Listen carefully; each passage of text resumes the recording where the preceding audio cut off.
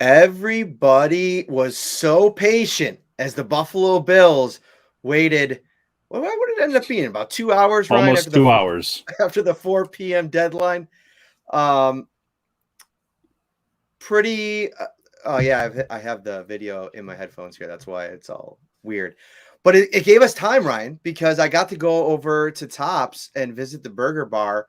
And no, I'm just kidding. I had a bunch of people tweeting at me being like, yeah, I'm going to head over to Tops and hit up the burger bar. I'm like, yes, you have plenty of time to do that because we don't know if there's an end in sight here to waiting for the Bills roster. But we finally have it. There's a lot to get into. Tops Fresh Burger Bar with over 30 varieties of beef, turkey, chicken, plant-based, and gourmet blend burgers ready to grill. Tops Fresh Burger Bar has you smiling all summer long for as much summer that is left. Speaking of summer running out, that means that fall's almost here, Ryan. We're under 2 weeks until the opener, and we have a 53-man roster. Your biggest takeaway at the jump here? My biggest takeaway is when you ignore the two names of players that are probably going to come back on the roster tomorrow, I don't think there were many major surprises, Matt. I think most of the names that of the players released were players that you and I expected based on our projections. And then one positional unit, though, that I was happy to see was that the Bills are only keeping 5 cornerbacks. Now, they've done that in the past. The number alone doesn't stand out. But the Bills had 3 cornerbacks dealing with injuries recently: Levi Wallace, Dane Jackson, Taron Johnson. The fact that they're only starting out with 5 cornerbacks tells me that those 3 players must be getting pretty close to healthy if they are not already healthy as we approach week 1. Yeah, so we're going to get into the cornerbacks here because I think that there's this it's a topic that no matter how much we cover, Ryan, there is just a lot of passion in the fan base. And I'm actually going to ask Brandon Beane about this yet tomorrow when we get to the press conference at 12 o'clock before the final open practice here. All right, you guys are going with 5 cornerbacks. What's the deal here? Where does the confidence level come from? Because I don't feel that same confidence level within the fan base. But before we get to the cornerbacks, let's talk about some of the gymnastics that the Buffalo Bills did to get a couple young players onto the roster. So, Tommy Sweeney is a guy that they didn't probably want to risk hitting waivers. He's not a vested veteran. Another team could have claimed him, even though he's dealing with the foot issue. And then Marquez Stevenson making it as the 7th wide receiver. We both projected that to happen based on what we saw in the preseason, and the Bills did that. To do that, they released Jacob Hollister at tight end, Reed Ferguson as the long snapper. This is something that the Bills have shown a willingness to do in the past. And I think part of this is based on the culture that they've built. There's a relationship with a lot of players that really love being here. They've probably been in other situations where it hasn't maybe been as good as it is in the locker room here. So they're willing to maybe, go through the process of getting cut and having to come back. They did it with Dean Marlowe and Audrey Roberts last year. I'm pretty sure this is a handshake deal. It's been reported already on Reed Ferguson. Shout out to my man, Sal Capaccio. We were talking about it right at the buzzer here before we were about to go live.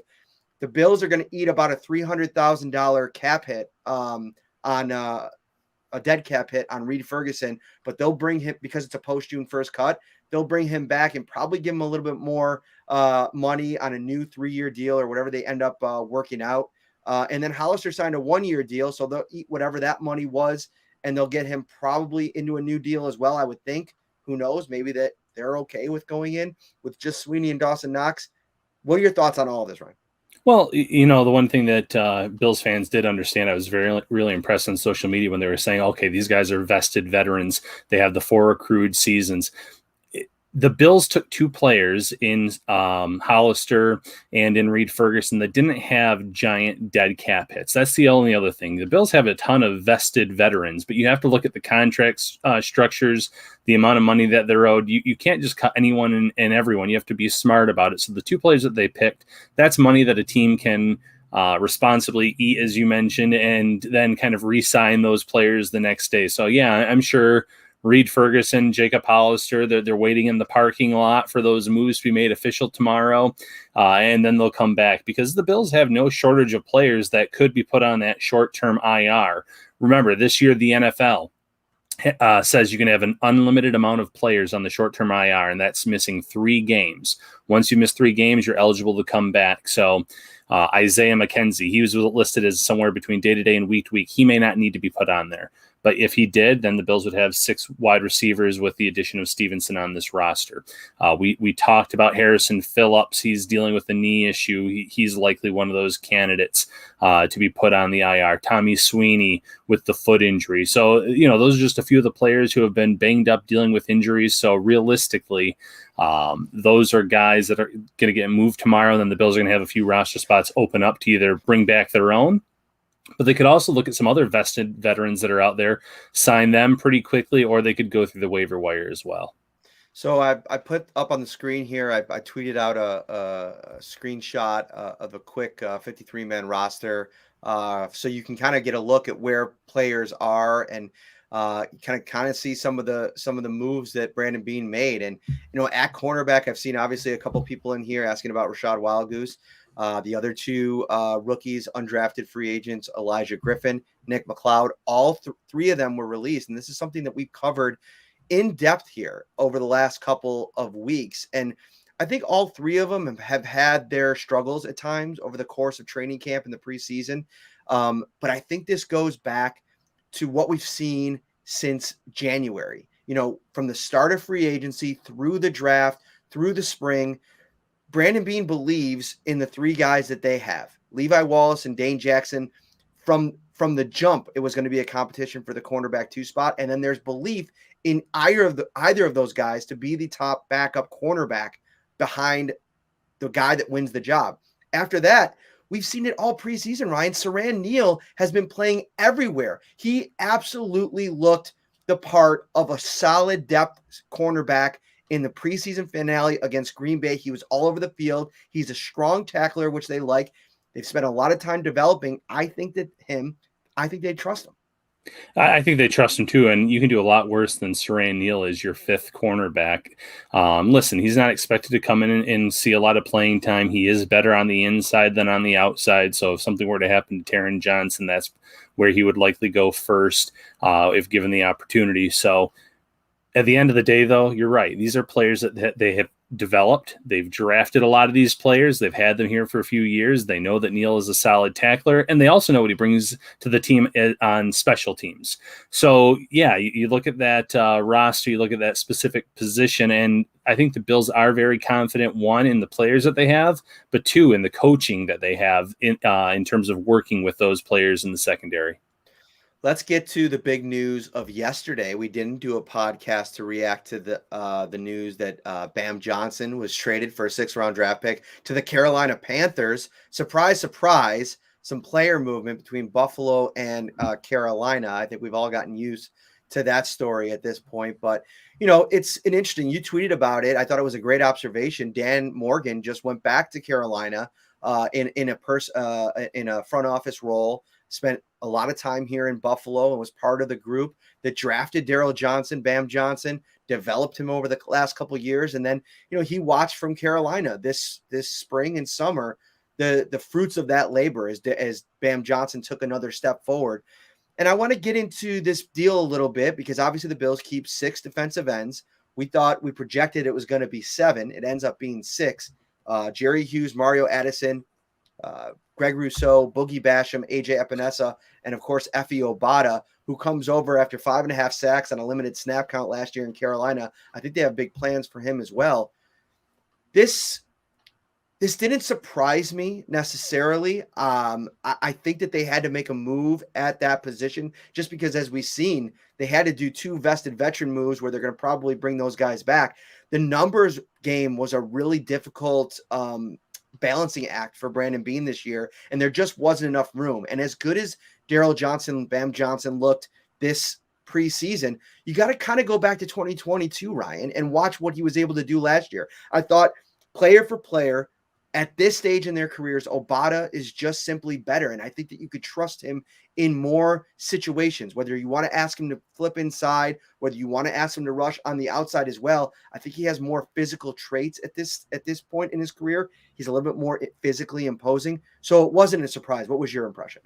Yeah, first and foremost, when it comes to Bam Johnson, someone said it best on Twitter. They said once that trade was made, the rest of that roster kind of fell into place. And in many ways, it did. It allowed the Bills to keep one extra player in another position. So that might have been Tyrel Dodson at linebacker, for instance. But it just kind of it fixed the log jam, and it made, no shock that it was Carolina Panthers. Like you said, Dan Morgan, he was here. He saw Bam Johnson. He saw the player that he was, not just as a developing defensive end, but also on special teams. And they said, this is someone that can help this roster now. We could send the Bills a 6th-round pick, which is obviously a 1 round higher than where they had drafted Bam Johnson a few years ago. So kind of a win-win deal. And then when it comes to the defensive end room now in Buffalo, you're right. From 1 to 6, all 6 of those guys are going to have roles on this team on any given week. Obviously, you have Hughes and Addison. Last year, their deals, both of those veterans that are going to likely start the season as maybe your starters or maybe see the majority of the snaps, but it's not going to take long for AJ Epinesa and Greg Rousseau to really start cutting into those numbers. Then you have Boogie Basham and F.A. Obata. Both guys can play on the end. Both guys can kick inside. I'm really interested to see the creativity that the Bills use in those scenarios. I mean, we saw a little bit of it in the preseason where they were kicking F.A. Obata and Basham on the inside, and we saw Ed Oliver actually play defensive end. So there's going to be no shortage of creativity when it comes to the looks that they give opposing offenses. So I'm really interested to see how that all works out. But you're right. At the end of the day, more upside in Obata, despite being a few years older than Bam Johnson. He's only been playing NFL or playing football in general for 7 years. And he's already a guy that had 5.5 sacks 1 year ago, picked up the game very quickly. I wrote about this last night before going to bed at about 11 o'clock. Last night was my debut in the classroom, Ryan Talbot. It was our big first class over at UB, and it was a fun time. So I kind of had a little bit of a delay before I could really sink my teeth into the Bam trade and some of my final thoughts before the today's deadline. And I put out my final 53 last night on Twitter, just a quick screen cap, and explained a little bit of it in my story. You can read it over at Syracuse.com, NewYorkUpstate.com. And I projected that they were going to, after moving on from Bam, that was going to clear the way for Tyrel Dodson. And I think that this play completely out as I anticipated it would. I know there's a lot of people maybe on the fence about 6 cornerbacks, Rashad Wildgoose, but what we talked about earlier is I don't think Wildgoose did enough in the preseason to where the Bills would fear risking him on waivers. Same type of deal with Jack Anderson. He was one of the earlier cuts from today. I've liked some of the things that I've seen from Jack Anderson, but as we've seen across the league, there are players that haven't made rosters that weren't as good as the Bills around the league. We saw the wide receiver in Tennessee that they drafted in the 4th round this year that they cut him. Wild. So I think that Tyrel Dodson does a lot of things. He can play every linebacker spot. They're continuing to develop him in that role. But I think his main role is going to be on special teams. One of those guys that I think Heath Farwell can rely on now that Bam Johnson's no longer in the equation. Yeah, and that's well said. And, first and foremost with Rashad Wildgoose and some of these rookies that didn't make the team, that's the way it goes in today's NFL. If you look, like you said, across the league today, there were quite a few day 3 picks that did not make their rosters. Now, mind you, those are the types of players that I think that their own respective teams are going to try to get back onto their own practice squads. I don't know how many of those players are going to get claimed on the waiver wire. It's going to come down to what kind of grade opposing teams had for certain players at certain spots. But I think the Bills probably feel pretty good that, hey, we can probably get Rashad Wildgoose back on our practice squad. Same thing with Anderson. And it just kind of works out for the team in that regard, because this is a team that is playing for a Super Bowl this year. And in the next few years, that window's wide open. Long gone are the days of we have to keep every one of our draft picks on this roster because we're rebuilding this. This roster is built. It is locked, loaded, and ready to go. So you can't get rid of a player that you feel is more talented, but maybe a little bit longer in the tooth for a rookie or someone that still has quite a bit of development. That's what the practice squad is for. The practice squads are expanded this year, just like they were last year. So you're talking 16 players. So they're going to have some young guys there that they're going to try to bring along that maybe can step up and play in season this year when the time comes, when that development takes place. Listen, I'm not going to do it because it would probably be embarrassing, but I see 700 people across all the platforms right now. It's got me feeling a certain kind of way. I kind of want to do the Ric Flair where I go off the back rope and just start getting pumped up because this is super awesome. I mean, you guys all over Facebook, Twitter, of course, but YouTube fam, like you guys are bringing it right now. Smash that like button, hit that subscribe button if this is the first time you're in the channel. We are your number one trusted source that if something happens, we will be live shortly after. Sometimes you got to wait a little. We got to write a little bit too, but we appreciate everybody in here. You guys are killing it in the comments as always. And Topps Friendly Markets is the official sponsor of the Shout Bills podcast.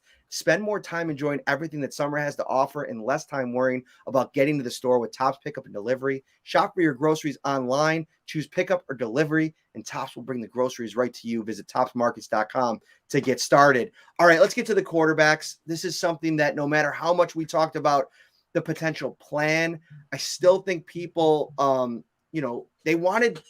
people wanted 3 quarterbacks in the end. And I get it. Like, you never know what's going to happen in a given season. If Josh does go down, if you really like Jake Fromm, I get the why you think that. But I thought from the start and definitely in the Chicago preseason game, once Mitch Trubisky showed what he can do in this offense, it was always going to be the 2 quarterbacks. Listen, you got a former second-round pick as your backup, and you have a roster as deep as the one that they have with as much talent as they have at so many different positions. You go in with two quarterbacks, and you take your chances if another team wants to throw a dart at the board and pick up Jake Fromm, in my opinion. That's what they did. Yeah, absolutely. You and I both were projecting 2 for quite a while at the quarterback position. And listen, Jake Fromm and Davis Webb both could end up on this practice squad. But Fromm specifically, it felt a little bit like the Bills were almost showcasing him in that 3rd preseason game. Maybe they were trying to see if there was any interest out there in him. But there's still not a lot of NFL tape on Fromm. If you end up claiming Fromm, you're thinking that you're getting the guy that you saw at Georgia. You're getting someone that you can bring in and develop. And there's a few teams across the league that might seriously give some consideration. Atlanta, they have Josh Rosen on their 53-man roster after just signing him within the week. Felipe Franks, a rookie on that roster. If they like Fromm better than either one of those guys, they could easily switch them out. So it's not a guarantee that Fromm is going to make it to Buffalo's practice squad, but these are the risks that you have to be willing to take. The scenario where Fromm would actually see playing time this year, it's a stretch. Injuries happen in the NFL, do not get me wrong, but it's very seldom are you going to need to count on your number 3 quarterback to come in and play meaningful reps. So the Bills are saying we feel really good about Josh Allen, obviously. I mean, you look at that contract, they believe that they have that guy that can bring them multiple Super Bowls. And then, like you said, Trubisky, former number 2 overall pick. That's one of the best quarterback rooms in the league just with those 2 players alone. Yeah, and on the Davis Webb front, I think what we saw over the course of this preseason, for as good as he is in the room, and I do think that maybe given different circumstances, he probably could have, had a different story in the league a little bit. But I think for me, he lands back on the practice squad. He's too important. He wants to be here. He wants to stay connected to Brian Daboll and Ken Dorsey and obviously Josh Allen. So I expect him to be back in that role. Wide receiver, they might have been able to go to vested veteran route with Tywan Jones. They opt not to. They bring back all 3 running backs that were in the mix, and this is not a surprise in my eyes. I know that there seems to be some people that don't really envision how this is going to work with the 3 of them from a week-to-week perspective. But I continue to believe this is going to be a matchup-oriented decision, and it's going to be about who has the best week of practice. I saw today Zach Moss tweet out, I got to step it up. Or let me look actually and see exactly what he said, because it came right around the time roster cutdown was I got to go even harder. He tweeted faith over fear. And so, I mean, he's calling himself out a little bit there. And I think he realizes that he's in a backfield, a very crowded backfield with a lot of talent. And if if you don't have a good week of practice, you're probably going to watch the other two guys in that three-headed monster, go into a game and try to do what they can with the running back reps that are available to them.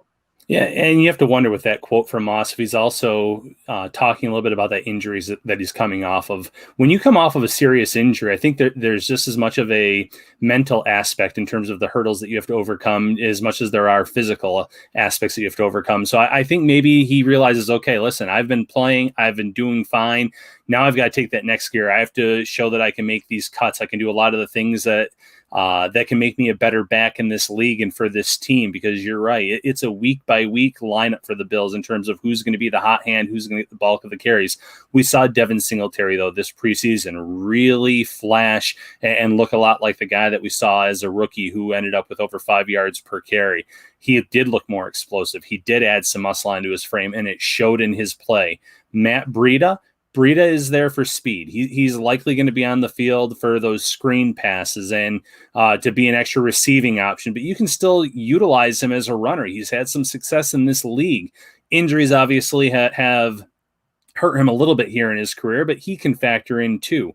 So that's your three-headed monster at running back. Obviously, Tywan Jones makes it, but that is solely for special teams. And then separate position technically, but Reggie Gilliam, the fullback, he's going to play a big role in this run game when he's in the lineup in the backfield, because he's going to be paving the way. We actually saw in the preseason how he paved a big lane for Moss on one of those preseason runs that went down to about the 1 yard line. So this running game is going to look a little bit different this year because they have those three backs alone, but I think they're really going to utilize the fullback a little bit more as well. YouTube, you're absolutely killing it right now. We got almost 650 watching live. I need you to smash that like button if you haven't already. It's right down below. So if you're new to YouTube, I get it. Sometimes you got to kind of figure out, the navigation and everything. There's a little thumbs up and a thumbs down. 2 people hit the thumbs down. Shame on you. I was just watching one of the season 5 episodes of Game of Thrones the other day. So shame is running through my head. Back to the quarterbacks just for a brief moment. Somebody said they're worried about Fromm because of the potential of Mitchell Trubisky moving on next year. This is very likely a 1-year deal for him in Buffalo. Listen, they have now 2 6s, potentially 2 7s, depending on the conditions of the Lee Smith trade. They can move up if they want to get a quarterback even as high in the 4th round, a developmental player. I like Jake Fromm. I think he's done some nice things. I've actually been more impressed with him actually getting a chance to watch him in games, hearing how people talk about him in the building. But it's one of those things where you're in a Super Bowl window. We talked about this. You're trying to win right now, and you're trying to stockpile talent at very important positions. This defensive line has to be better this year, Ryan. There's no way around it. Somehow, some way, people, misinterpreted our conversation from the other day. We try to get a conversation going, and people start tweeting out that I'm suggesting they trade Jerry Hughes. Go back and listen to it. I went back and listened to it twice. That's not what I said. I said, is it something that might be considered if the right deal were to come along? Probably. But we literally definitively said that's not what we were suggesting. So make sure you listen to the details before you start tweeting out stuff, but that's a whole nother side story. This defensive line has to be better than it was a year ago. They brought in numbers. They have star back. They're going to bring edge rushers in waves, and the rotations are going to be cycled through by Eric Washington, who has a better grasp of this defense another year in with working with Leslie Frazier and this coaching staff. So it's more important to keep 11 defensive linemen than it is to keep a third quarterback. Yeah, absolutely. And again, one last thing on the third quarterback discussion. Not only can the Bills draft another quarterback next year, a developmental guy, there's free agency. There's a ton of veterans that are always sitting there in that third wave of free agency that you could bring in and you could feel confident as that number 2 because they have NFL experience. So don't worry about the quarterback position. The Bills are in good shape this year. They'll be in fine shape next year. There'll be a lot of players that will want to come to Buffalo. Even if Brian Dable gets a head coaching job, there's going to be people that want to work with Josh Allen. There's going to be people that want to work with Ken Dorsey. So, and the list goes on and on. So don't worry about that. Defensive line, they're locked and loaded. They're stacked. 6 defensive ends, 5 defensive tackles. Obviously, Harrison Phillips is in play to be someone that's moved to the short-term IR based on his knee injury, but 11 defensive linemen. You said it, Matt. Sean McDermott and this coaching staff, they like to go in waves with their pass rushes, with their defensive line. They like to rotate pieces. He has never had a deeper defensive line in Buffalo than he has this year, both at defensive end and defensive tackle. So you're going to have guys coming in throughout this game that are fresh. And that can be very dangerous for those opposing offenses because maybe you don't have your best pass rusher in the third quarter, but they're going against a tired left tackle, right tackle that's been playing every snap. Those speed rushes around the end might work. Those power rushes might work. So they're going to use that rotation, keep as many guys fresh and healthy as possible throughout the year because, listen, the end game here is obviously to win the AFC East and to get the number 1 seed, but it's to advance all the way to the Super Bowl. Having depth and having numbers like this in your front is going to help you get to that end game. We got to get to these wide receivers because keeping 7 wide receivers is different. It hits a little bit different, but there's some details to it that I want to get into. But before we do, I saw one of the most, I'm pretty sure since the announcements or the roster announcement came out, I tweeted 1, 2, 3, 4, 5 big updates from my first impression. And which one do you think got the most engagement? A couple of the tweets had multiple players in there, multiple nuggets in there. But the one tweet that got the most engagement, the Buffalo Bills have released offensive tackle Bobby Hart. We told you it was coming. They needed the numbers. They keep Spencer Brown, the rookies, Tommy Doyle and Spencer Brown, the 9 offensive linemen like we thought that they would. Impressions of moving on from him, Jack Anderson, who I think is going to be a priority practice squad addition. Yeah, first and foremost, like you said, we were just kind of waiting for it to happen. A lot of Bills fans were getting impatient throughout the day, especially when it became 4 o'clock and 4:15 and 4:30, and there had been no news on Bobby Hart specifically as they were waiting for that roster. And did he make it? Are they just kind of having him there as a holdover until the waivers or until they can sign someone else? Well, no, listen, that's part of this process. The Bills needed someone throughout the preseason because Dan Dawkins missed some time. You need some players to go into the third and fourth quarter. And yeah, he was very, very bad at his job in this preseason. But you and I did not think there was ever any chance of him making this final roster. And sure enough, that was not the case. 9 offensive linemen. That's the discussion we've had. You're going to start Spencer Brown as your swing tackle, barring that he is healthy. He was dealing with a little minor injury as well. I would like to think that he'll be ready to go for week 1. If not, you have some other options where you don't have to go to Tommy Doyle. If Ryan Bates is healthy, again, he suffered an injury in that last preseason game. He has the versatility to play across the entire offensive line. He can be a swing tackle of sorts. And there's still going to be some other players that were let go across the league today that the Bills might have some level of interest in as well. So never say never there. There could be someone still brought in to be factored into the equation, but Hart's no surprise. Anderson, definitely a practice squad priority. And you could say, you could look up and down that list. I'll say another name. They liked Jordan Devy last year on the practice squad. I know he wasn't great in training camp or the preseason. He's someone they could probably bring back on and sneak onto that practice squad with relative ease.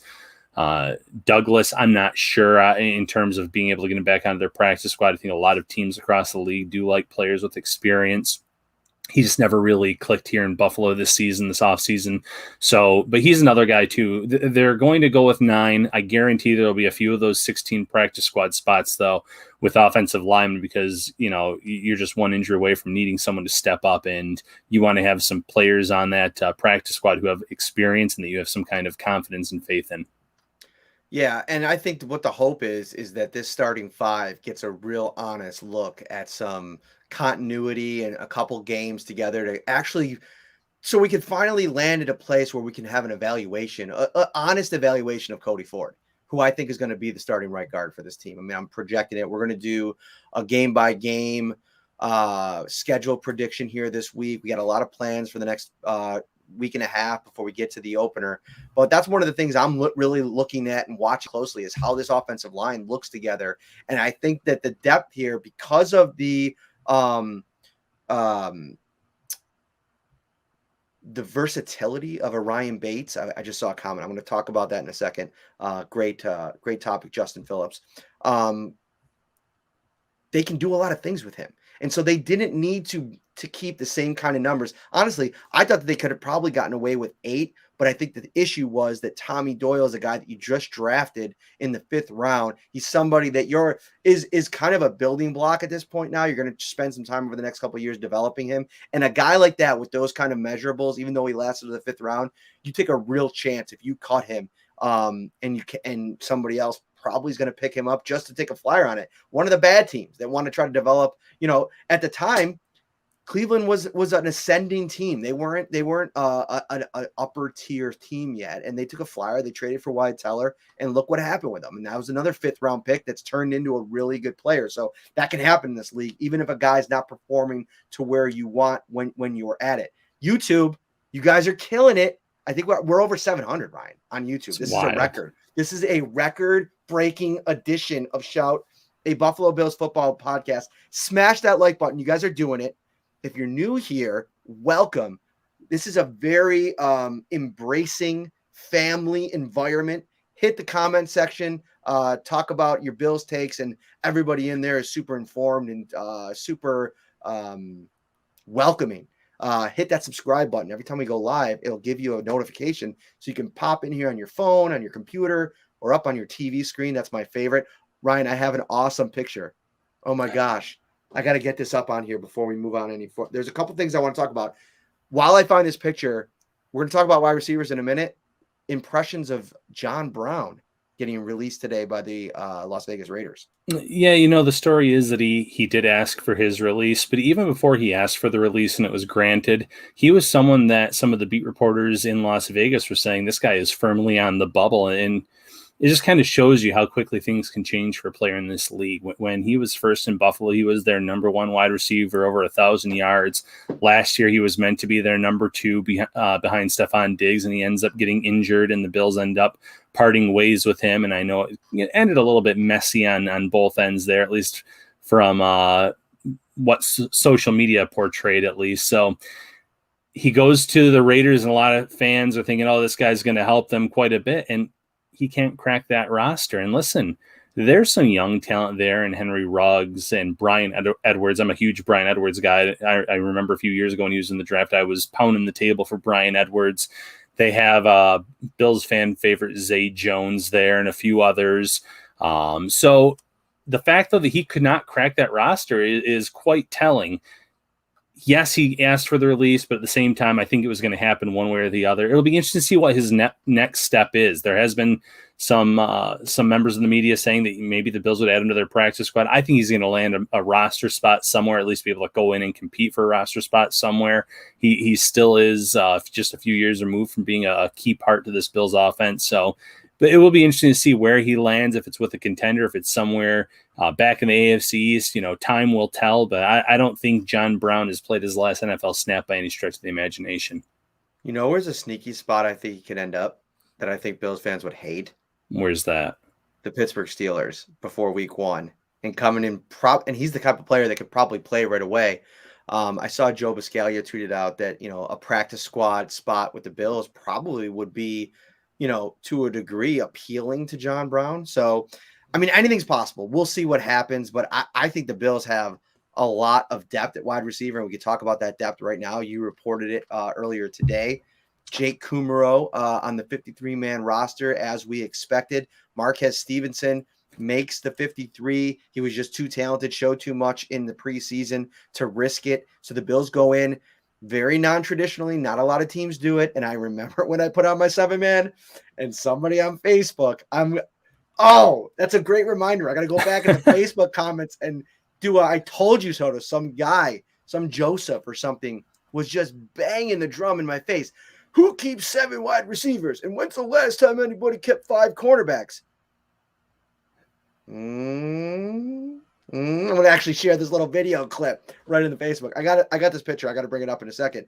But I'm not surprised. I think that they're going to take they're probably going to mix it up a little bit, I would imagine, with what they want to do at kick and punt return. Like maybe they'll have Isaiah McKenzie do kick returns if he's healthy, and maybe try Marquez Stevenson doing some punt returns. We'll see. But I think that they just wanted to get him through, don't take a chance, and then they can figure it out from there. He left the preseason finale with an injury, so we'll see if he's even ready to go. Maybe a short-term IR trip is in his future. Maybe this ends up being a redshirt year if they want to put him on IR, a lot like what they did with Isaiah Hodgins, who the team obviously released. Your impressions of that? Yeah, first and foremost with Stevenson. Like you said, he showed too much this preseason with the long reception, the first preseason game, the 79-yard punt return in the second. There was just a little bit too much good tape out there on him, and teams are always looking for speed at receiver. And even if he is developmental, he has the speed at wide receiver. He has the return ability from his college days. So there was a lot there to like. No surprise that the Bills brought him along here on their main roster. He could be, if I were to guess, if he is healthy, he's probably inactive early on in the year for quite a few of the weeks.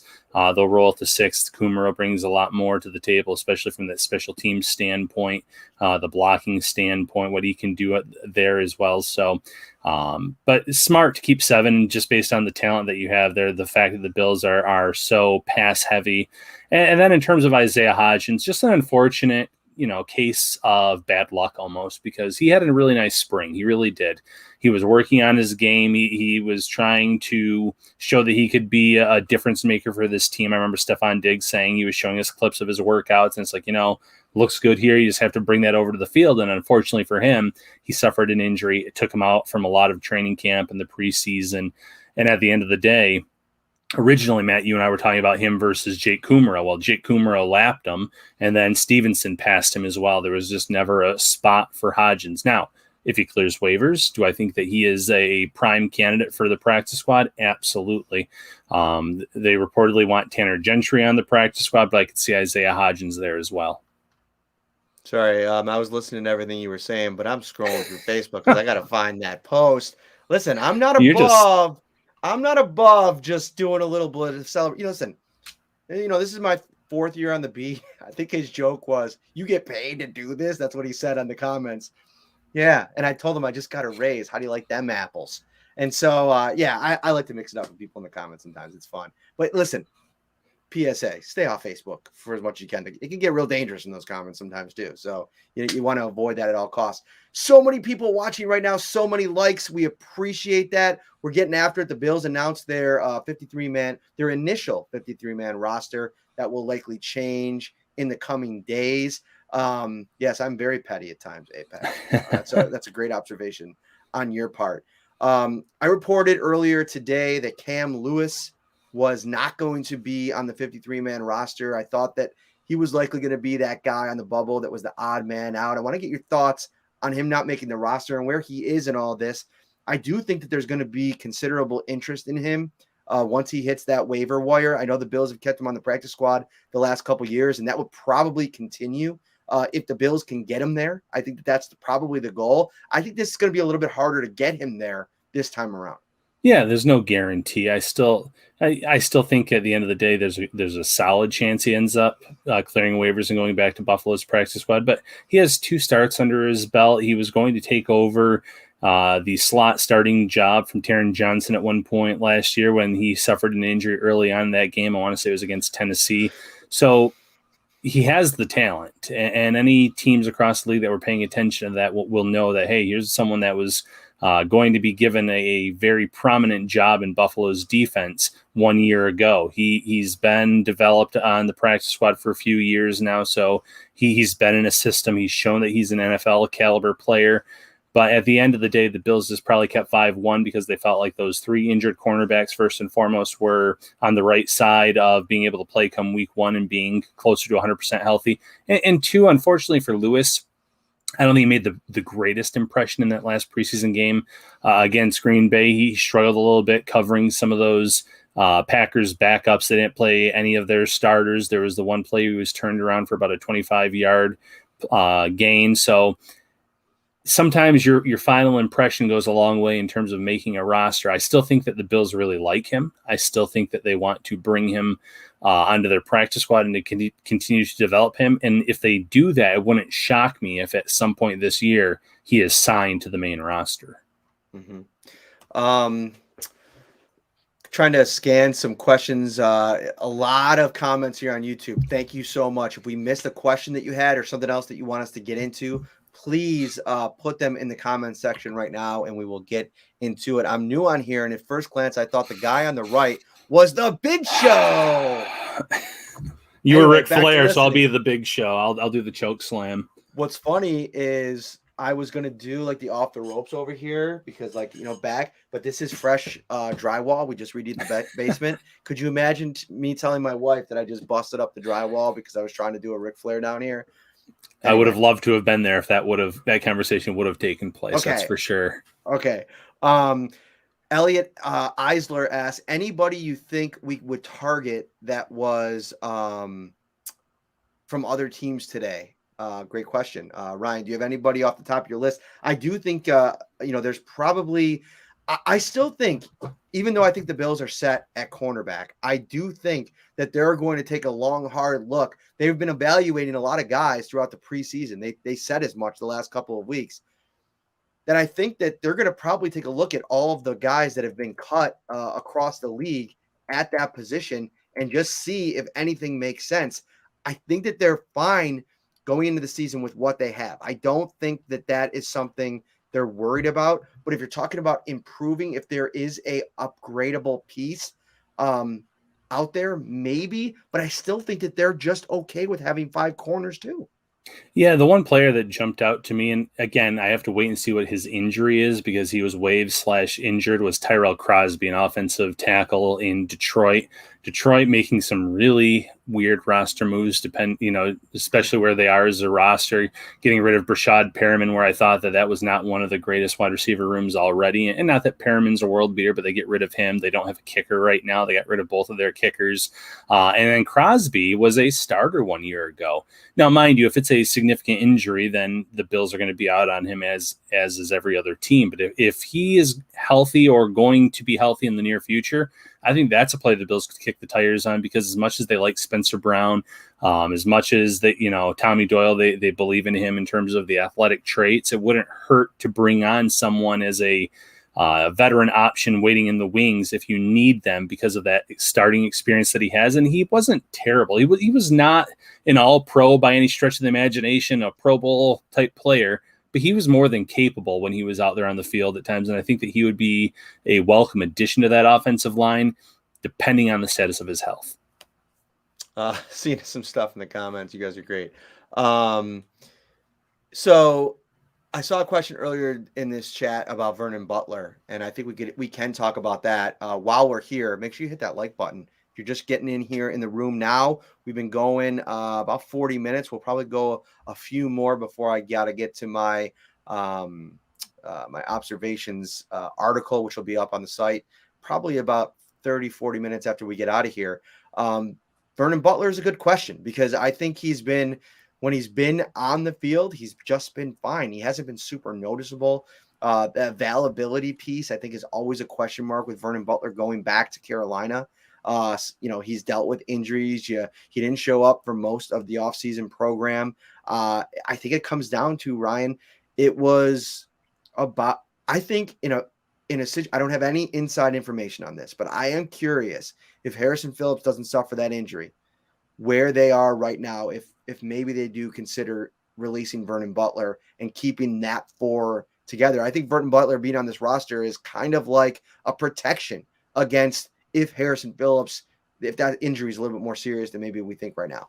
Yeah, I think that's a fair assumption. And yeah, they would have had to eat a little bit more money if they would have released Vernon Butler, but he didn't really do much in his first season in Buffalo. He had a few moments late in the year where I thought, okay, maybe this guy's coming on. It just never happened. And when you look at the defensive tackle room, he's obviously behind Starr and Ed. And I thought Harrison Phillips was outplaying him this summer before the knee injury. I think that Justin Zimmer, obviously a little bit different of a skill set, a little bit smaller, undersized guy, but he brings more to the table as well.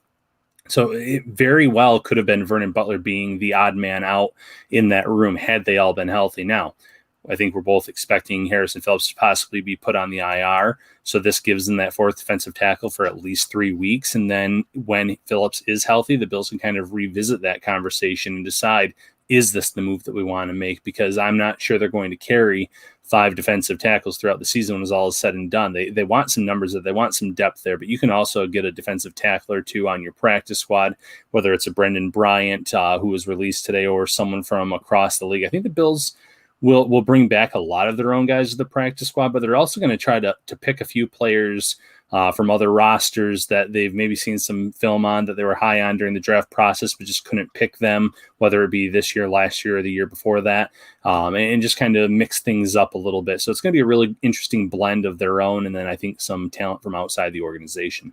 Before we get out of here, Ryan, I think this could be a fun exercise. I'm just thinking of this on the spot here.